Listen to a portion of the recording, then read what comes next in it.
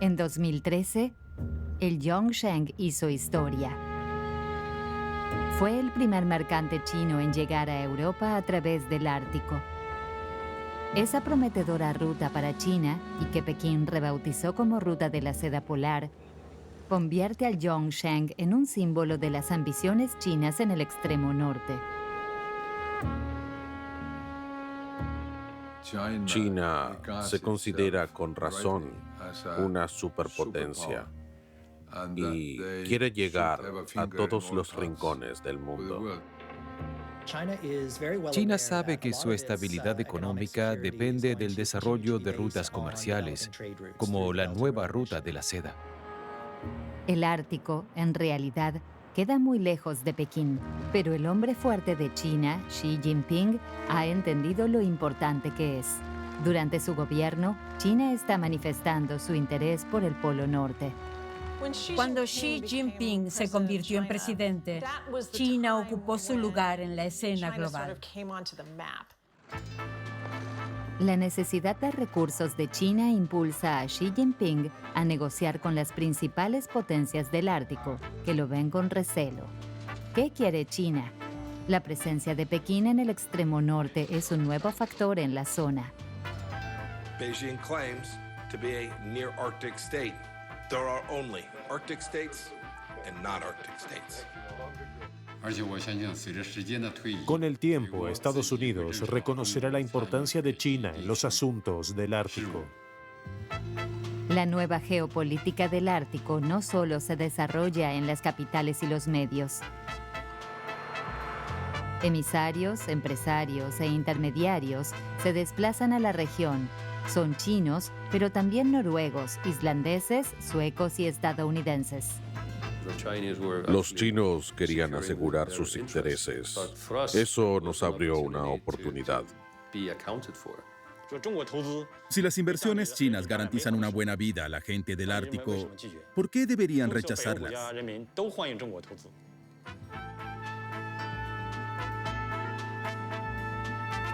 China se está expandiendo.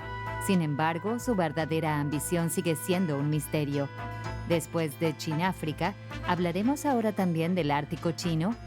China, se dice, tiene el tiempo de su lado y ahora sueña con el estatus de superpotencia.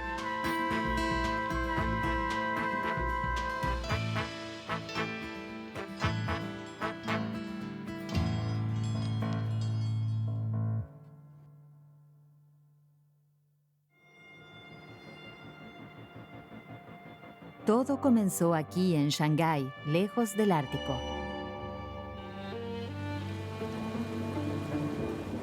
La metrópoli a orillas del mar de la China Oriental está amenazada por el deshielo polar.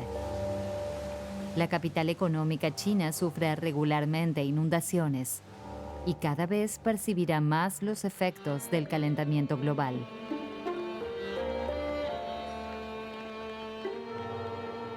China ha estado presentando este argumento en conferencias internacionales durante años.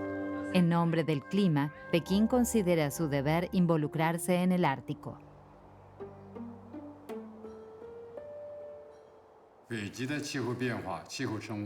El cambio climático, el calentamiento global y el deshielo del Ártico no solo están afectando nuestro clima, también tienen un impacto directo en la agricultura, la pesca y la ganadería de China. Por lo tanto, China participa activamente en la lucha contra el cambio climático en el Ártico. El argumento de la protección del clima, si bien es válido, no dice todo sobre las intenciones de China en el Ártico. China tiene 3 prioridades en la región polar. Primero, seguridad contra amenazas militares y no militares. En segundo lugar, los recursos, en el sentido más amplio de la palabra. Y tercero, la ciencia. A medida que China comienza a interesarse por el Ártico, el argumento climático tiene una gran ventaja en términos de actitudes internacionales hacia el compromiso. Es legítimo y difícil de refutar. China también necesita el argumento de la crisis climática porque geográficamente está lejos del Ártico. En el círculo polar hay una verdadera concentración de grandes potencias. Rusia, que ocupa casi la mitad. Estados Unidos con Alaska y su aliado norteamericano, Canadá. Y finalmente Europa, a través de Groenlandia, territorio danés, así como Noruega. Por lo tanto, China está adoptando un enfoque cauteloso para no enemistarse con las principales potencias del Ártico. China justificó su temprana política ártica con la expansión de la cooperación científica. La diplomacia científica fue un primer paso en el compromiso de China en el Ártico. Con el fin de utilizar su capacidad científica en los polos, en 1989 se funda en Shanghái el Instituto Chino de Investigación Polar. Los mejores científicos del país trabajan en todos los frentes: glaciología, oceanografía y biología. El instituto no depende del Ministerio del Medio Ambiente, como cabría esperar, sino del de Recursos Naturales. Para corroborar su legitimidad científica, China primero tuvo que explorar las regiones polares sobre el terreno. La prueba de que los chinos se tomaron las cosas en serio desde el principio fue la compra de un rompehielos a principios de la década de 1990, un mercante rebautizado como Xuelong, Dragón de las Nieves. El Xuelong no se construyó en China, sino en Ucrania. China lo compró en 1993. En origen, no era un barco para expediciones científicas, sino un mercante. Antes de que el Xuelong partiera a una expedición científica, se llevó a cabo una ceremonia. China hace de cada aparición del Xuelong un evento público, porque los propios chinos deben estar convencidos de que a su país en el extremo norte le aguarda un destino especial. Presumiblemente, también se trata de crear conciencia entre la población china.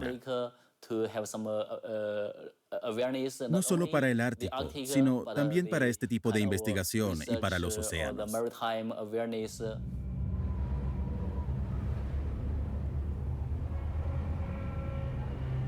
Con la ayuda del rompehielos, los chinos se lanzan a explorar un nuevo mundo. Todavía tienen mucho que aprender, pero al cabo de poco tiempo, el laboratorio flotante ya no es suficiente para sus aspiraciones.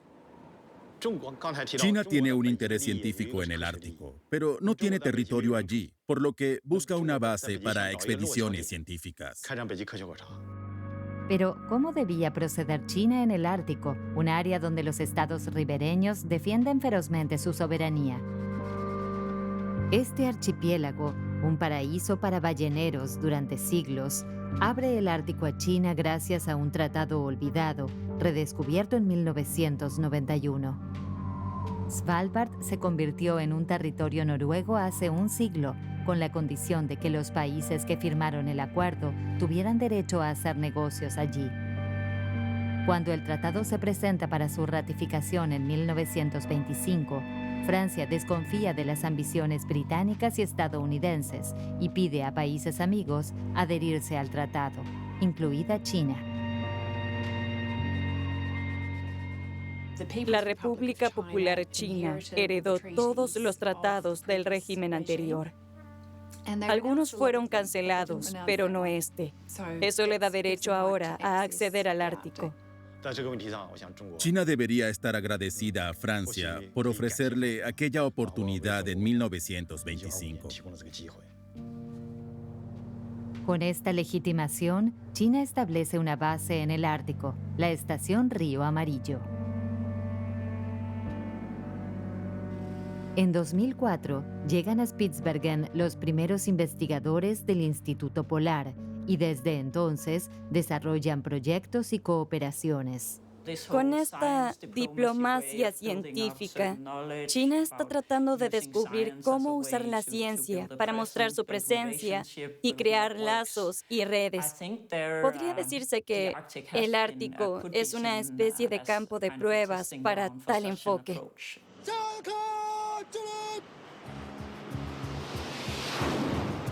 En el mar de China, por el contrario, Pekín muestra una cara completamente diferente y más preocupante.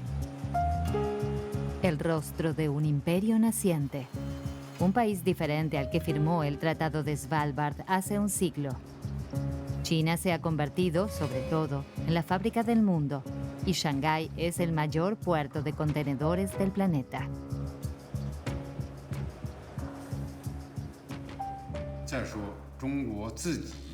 El 60% de las importaciones de petróleo de China y el 80% del comercio exterior de China pasan por el Mar de China Meridional. Si allí no hubiera libertad de movimiento, China difícilmente podría realizar sus propias importaciones de petróleo y su comercio exterior. La mayor parte del comercio mundial se realiza a través de rutas marítimas, la mayoría de las cuales están patrulladas por la Marina de los Estados Unidos.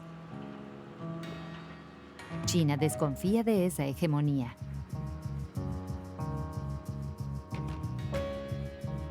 Hoy, la ruta de Asia a Europa pasa por el Mar de China Meridional, donde hay tensiones, y el Canal de Suez, susceptible de quedar bloqueado.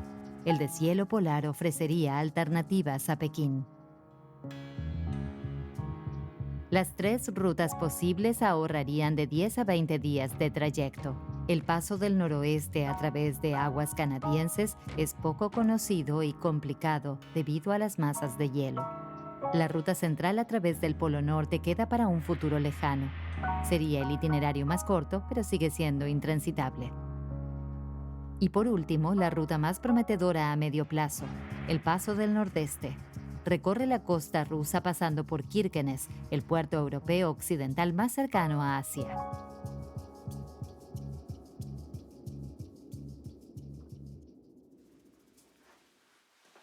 En 2010, el armador noruego Felix Tschudi fue el primero en demostrar a los chinos aquí en Kirkenes que el Paso del Nordeste es viable.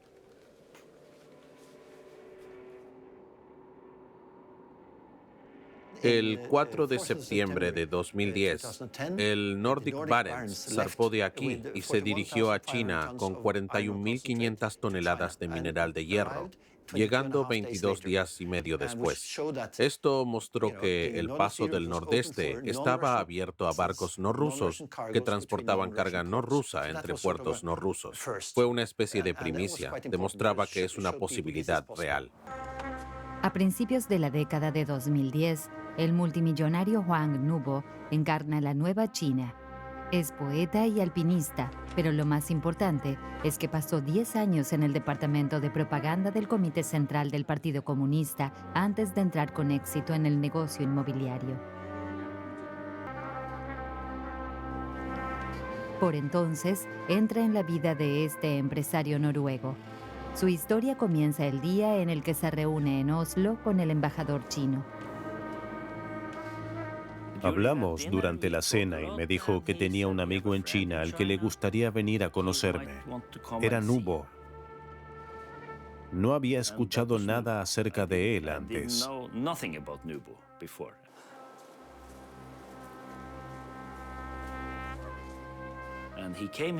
Vino y me preguntó, ¿tiene terrenos?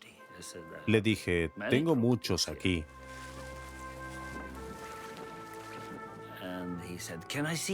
Quería verlos. Ok, le dije. Podemos, pero necesitamos un bote para verlos desde el fiordo. Subimos a un bote y fuimos por el fiordo. Cuando vio el terreno, preguntó, ¿puedo comprarlo? Le respondí, sí, ¿por qué no?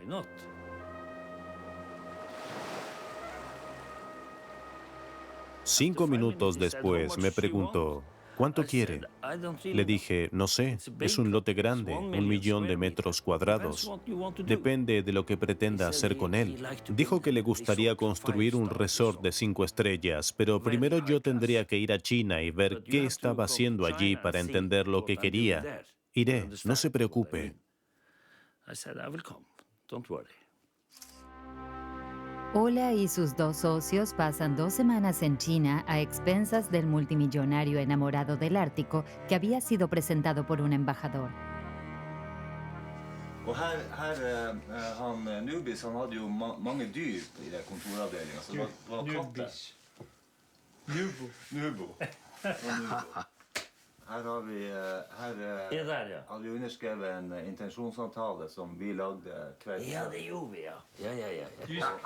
Hasta la fecha, el proyecto no se ha concretado.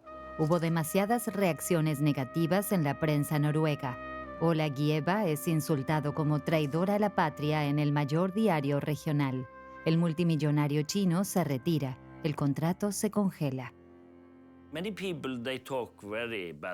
Hablaron muy mal de mí. Quiero darles tierra a los chinos, decían. Y yo respondí que tengo derecho a hacer lo que quiera y que es una buena inversión, que beneficiaría tanto a Lingen como a Noruega. No veo el problema. La reacción contra el multimillonario chino en Noruega se repite en Islandia. Es cómo ves a una superpotencia militar y un Estado autoritario, y también a un multimillonario que viene de ese Estado. Por supuesto, uno se pregunta qué conexiones hay.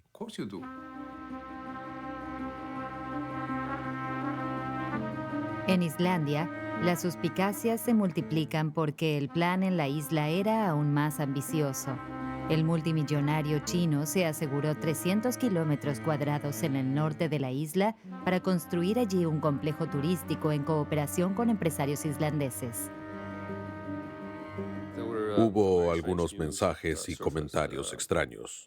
Por ejemplo, se dijo que quería traer hasta 3.000 chinos para vivir en Grimstadir.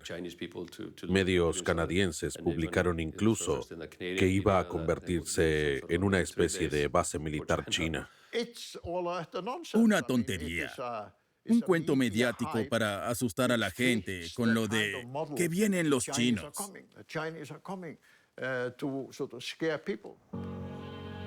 Finalmente, el proyecto es frenado por el ministro islandés del Interior, quien no opina igual que su presidente.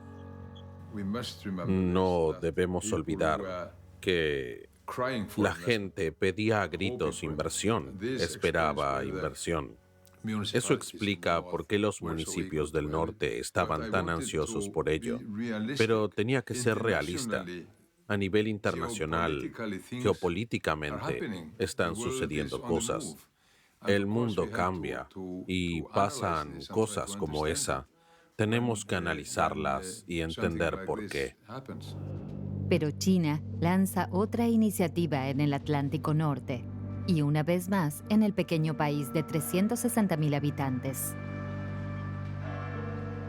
Pekín había hecho un uso perfecto y sabio de la crisis que sacudió a Islandia unos años antes.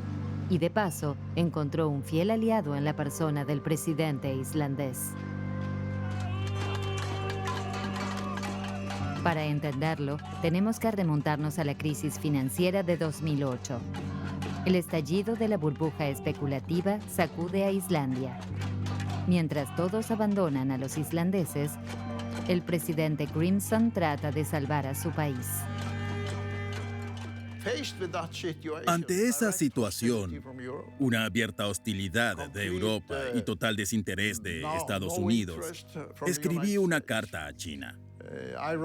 Y ahí empezó un fascinante intercambio diplomático.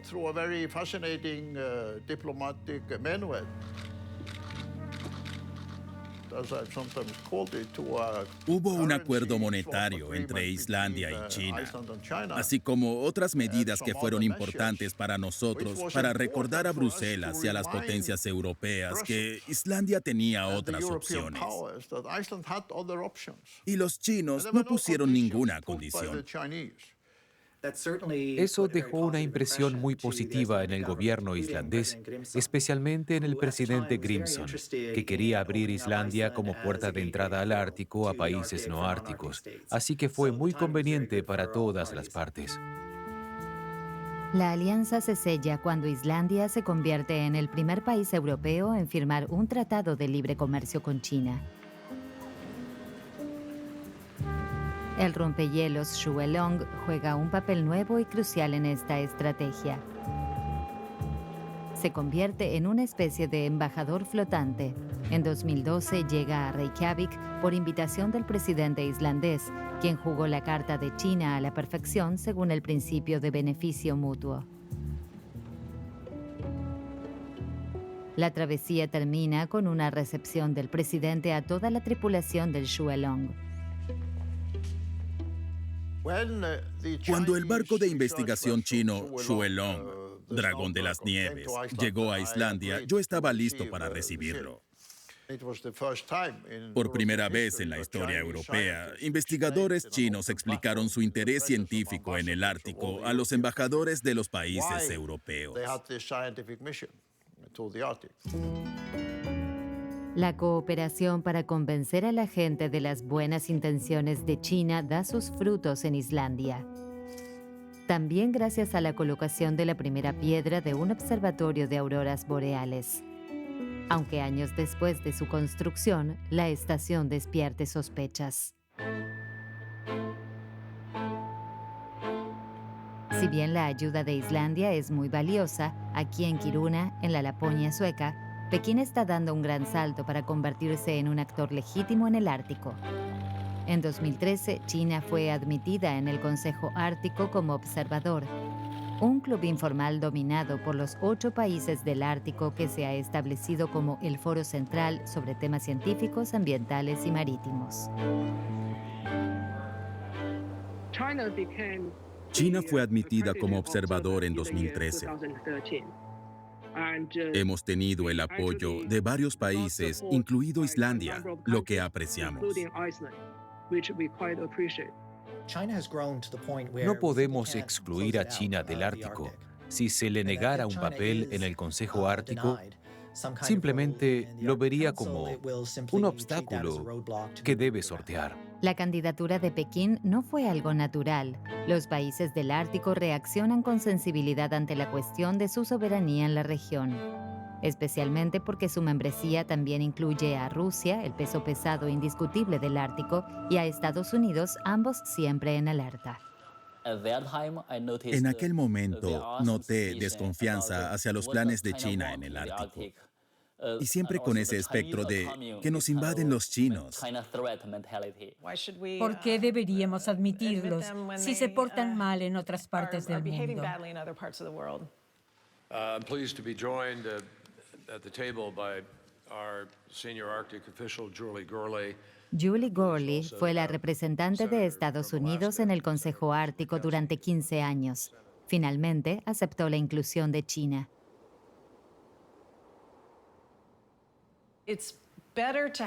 Es mejor que China se siente a la mesa con todos nosotros.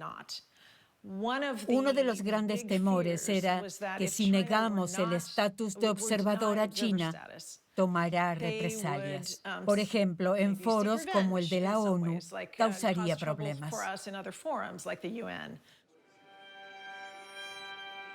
En 2013, 6 países, en su mayoría asiáticos, son aceptados como observadores. We have agreed, and perhaps in particular on the observer issue, where we welcome China, India, Italy, Japan, Republic of Korea and Singapore as new observer states. They accept the principles and because they have the sovereignty of the Arctic Council on Arctic issues. Como miembro permanente del Consejo de Seguridad de la ONU y país de influencia, tenemos la obligación y la responsabilidad de compartir nuestros recursos y conocimientos. Para China es importante estar en el Consejo Ártico porque su condición de observador le permite formar coaliciones e influir en las decisiones del Consejo. Ese logro coincide con la llegada de Xi Jinping a la presidencia de China, un punto de inflexión en la política exterior china.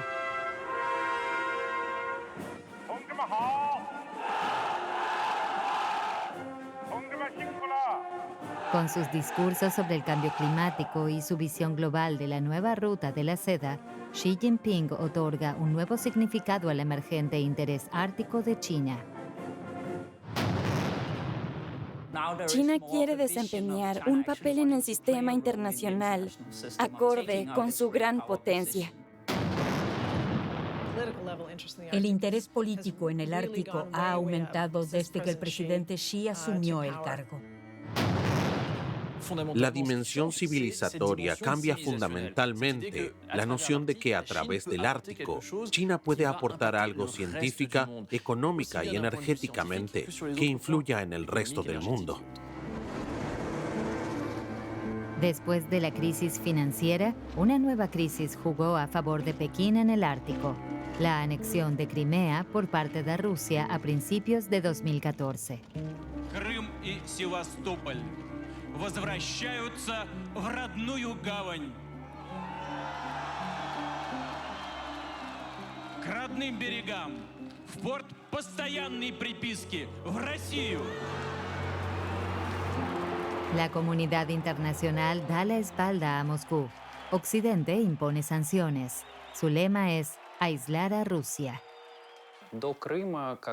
Antes de la crisis de Crimea, Rusia se orientaba a la cooperación activa con Occidente. China no era tan prioritaria. En el nuevo mundo tras las sanciones, Vladimir Putin recibe a Xi Jinping con todos los honores.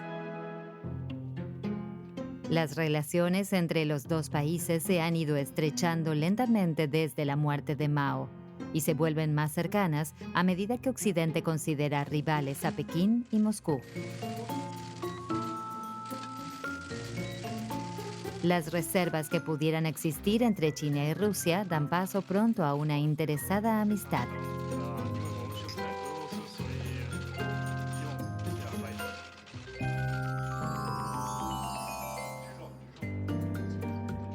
Rusia necesita dinero y tecnología.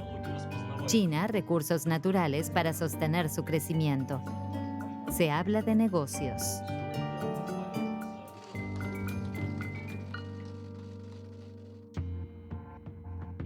Los nuevos tiempos llegan al Ártico ruso, a Yamal. El yacimiento de gas natural ofrece a China la oportunidad única de establecerse a largo plazo en el extremo norte. Yamal es un megaproyecto de gas natural licuado, uno de los más grandes del mundo y de vital importancia para Rusia. Y así, a pedido de Moscú, Pekín se convierte en el salvador de Yamal. Cooperar con el proyecto de gas natural de Yamal beneficia a ambas partes. No podríamos desarrollar Yamal sin China. Se necesitaba urgentemente capital chino para Yamal.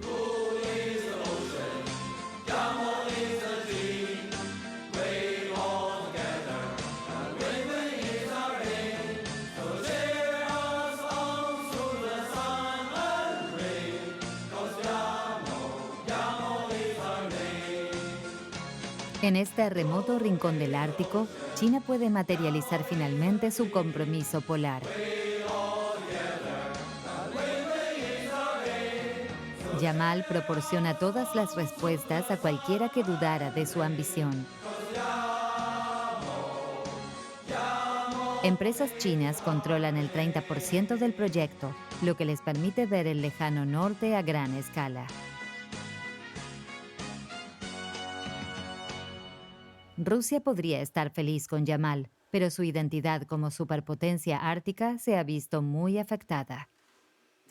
A los rusos no les agrada ser reducidos a meros proveedores de recursos para apoyar el desarrollo de China, hasta convertirse en una potencia capaz de desafiar a Estados Unidos. Muchos expertos se preguntan si podría haber una confrontación, un conflicto entre China y Rusia. La sociedad rusa ciertamente tiene reservas sobre China. Muchos expertos rusos dicen que podría conducir a una dependencia unilateral de China. Creo que estas preocupaciones son exageradas. ¿Cómo puede una quinta parte de la humanidad representar una amenaza? China no es una amenaza, es parte de nuestra gran familia en el este de Asia.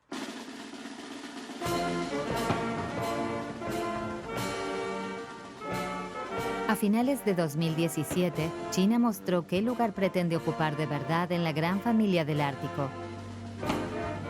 Xi Jinping recibe en Pekín a Donald Trump con gran pompa. Si el proyecto Yamal es grande, lo que se avecina en el Ártico estadounidense es gigantesco. Durante la visita de Trump, China y Estados Unidos firman un mega acuerdo de $43.000 millones para un proyecto de gas natural licuado en Alaska. Es la única región ártica de Estados Unidos. En 2017, el gobernador Bill Walker pidió el apoyo de Donald Trump para su estado. Me preguntó qué podía hacer. Dije, necesitamos ayuda con el mercado. 2 semanas después recibí la noticia de que el presidente Xi quería reunirse conmigo.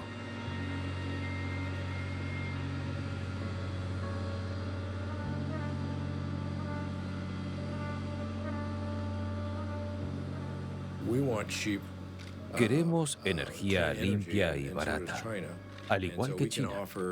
Ofrecemos un suministro de hasta 100 años de gas natural que solo espera ser extraído.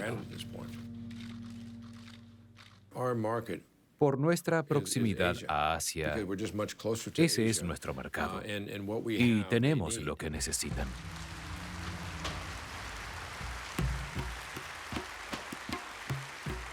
China amplía su radio de acción. El monumental proyecto global de la nueva ruta de la seda ejemplifica esa aspiración. Su objetivo es interconectar China con el resto del mundo por tierra y mar, en nombre de un ideal declarado de beneficio mutuo. En unos años, China ha replanteado la relación de fuerzas global. Todo está sucediendo deprisa, demasiado deprisa. El poder de China es aún más preocupante por su secretismo. 25 años después de comprar un rompehielos usado de Ucrania, Pekín puede construir su propio rompehielos, el Xuelong 2. Una señal de que China quiere ser tomada en serio en el Ártico. Incluso ya hay planes para construir un rompehielos nuclear, lo que marcaría un giro aún mayor. Eso permitiría a China dar el paso siguiente y construir un portaaviones nuclear que aún no tiene. Esto le daría a China la capacidad crucial de desplegar su armada mucho más allá del Ártico y la Antártida en todo el mundo y podría competir gradualmente con las potencias occidentales. Algunos investigadores chinos reconocen que esa demostración de fuerza puede ser contraproducente. Sun Kai, especialista en geopolítica del Ártico, también es consciente de ello y advierte a las autoridades chinas. En 2015 o 2016, escribí varios artículos recomendando a China publicar un documento sobre sus intenciones políticas en el Ártico.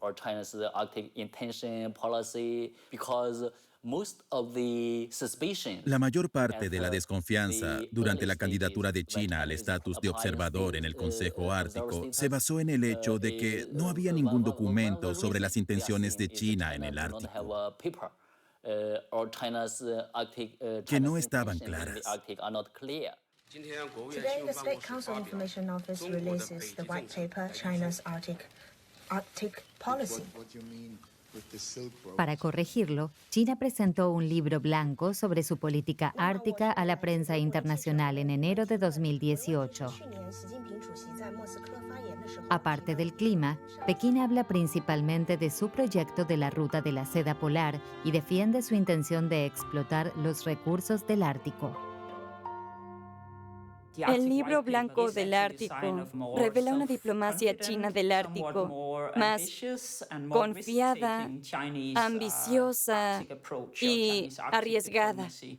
Lo más importante de ese documento es lo que no contiene. No dice nada sobre los intereses militares de China en el Ártico.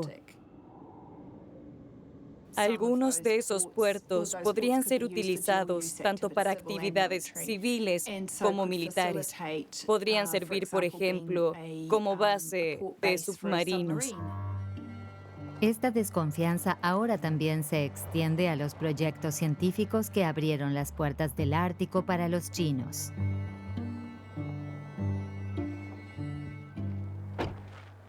Este islandés fue el desafortunado agente inmobiliario del multimillonario Nubo y lo sabe muy bien. Participa en la construcción del Observatorio Islandés Chino, cuya primera piedra se colocó unos años antes. Ahora el centro está en la mira por el láser que China quiere instalar en él. Se sospecha que podría usarse para algo muy diferente al estudio de partículas en el cielo. Esta es la sala de láser. Abriremos el techo y el rayo láser se enviará a 150 kilómetros de altitud.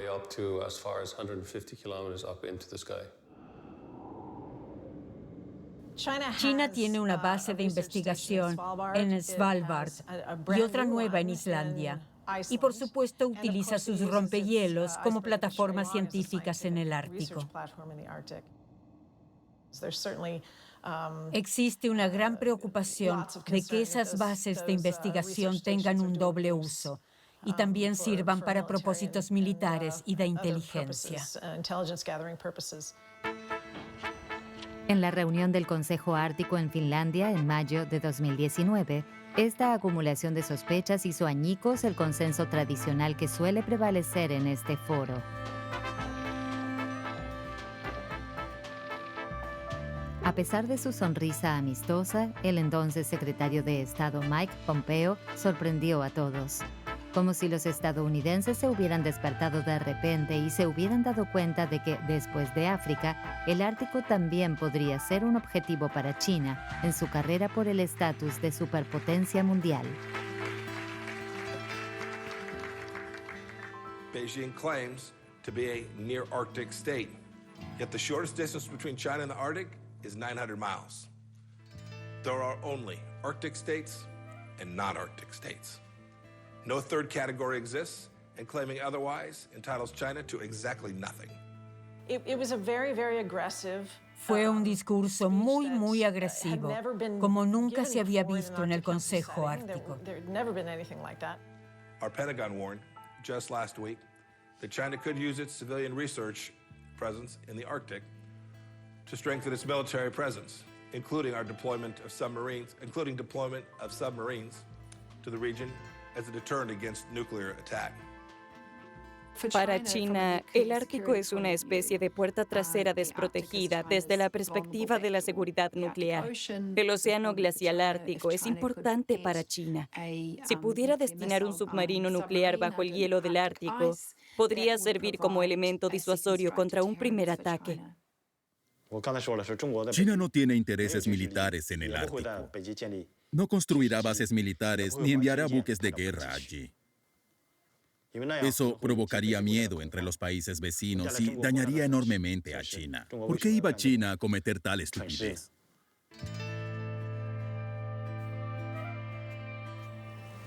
China ya tiene un arma mucho más eficiente: su poder financiero. Su respuesta al discurso de Mike Pompeo fue a retirarse del gigantesco proyecto de gas licuado de Alaska con la inversión prometida de 43.000 millones.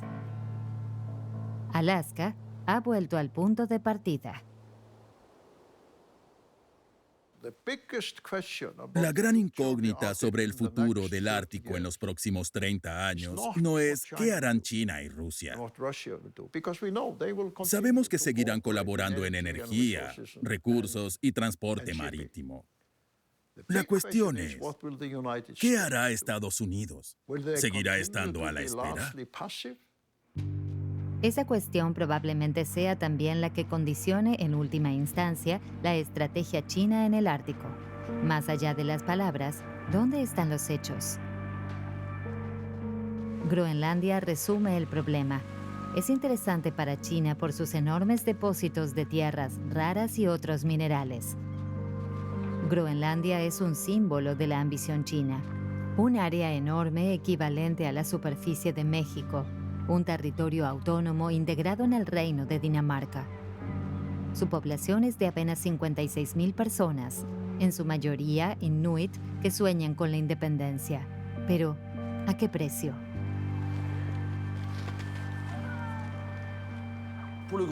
Groenlandia quiere independizarse. China lo apoya para cambiar la correlación de fuerzas.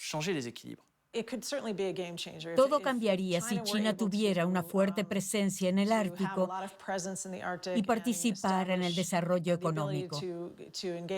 Afectaría a todo el mundo.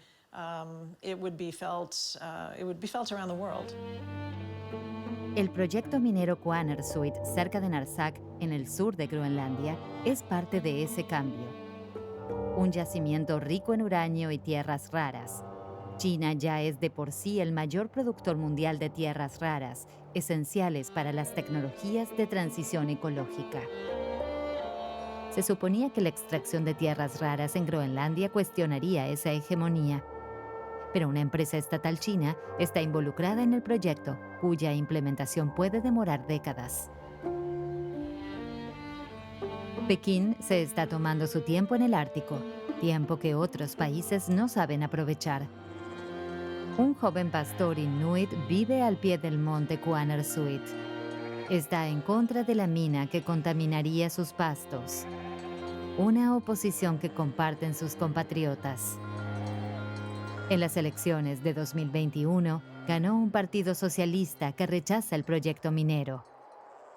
De momento, pues, el joven pastor puede seguir llevando sus ovejas por la falda de la montaña.